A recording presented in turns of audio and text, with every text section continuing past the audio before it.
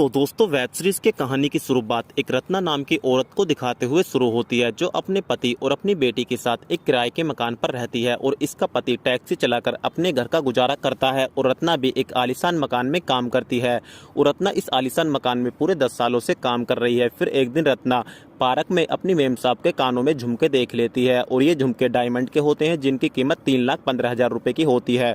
अब रत्ना को इस बात से कोई फर्क नहीं पड़ता कि इन झुमकों की कीमत क्या है, बस उस दिन से ही रत्ना का इन झुमकों पर दिल आ जाता है। अब रत्ना अपने फोन में अपनी मेम साहब की 2-4 फोटो ले लेती है और रात को अपने पति को इन झुमकों को दिखाती है और अपने पति को साफ बोल देती है कि जब तक तुम मुझको इन झुमकों को लाकर नहीं दोगे, मुझको हाथ लगाने की कोशिश मत करना। अब दोस्तों इसका पति कंफ्यूज हो जाता है, क्योंकि जितना पैसा वो कमाता है इन पैसों में वो अपने घर का सही से खर्चा भी नहीं चला पाता और इस झुमकों को खरीदने की तो बहुत दूर की बात है। अब रत्ना का जो मकान मालिक होता है वो पहले से रत्ना को गंदी नजरों से देखता था और अब तो रत्ना के करीब जाने का इससे अच्छा मौका उसको और कभी नहीं मिलेगा। तो इसीलिए वो जानबूझकर रत्ना के आने से पहले इन झुमकों को टेबल पर रख देता है। अब जैसे सुबह को रत्ना काम पर आती है तो ये झुमको उसको टेबल पर रखे हुए दिख जाते हैं और इन झुमकों को देखते ही दोस्तों वो इतनी खुश होती है कि जैसे इसको 10 करोड़ की लॉटरी लग गई हो। और उसके बाद इन झुमकों को वो कानों में पहनकर सेल्फी लेना शुरू कर देती है।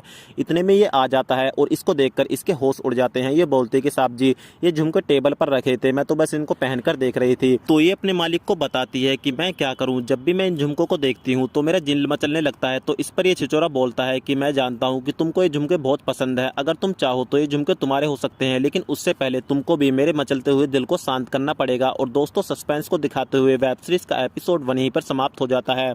तो अगले एपिसोड में क्या होने वाला है उसकी भी स्टोरी जानने के लिए आप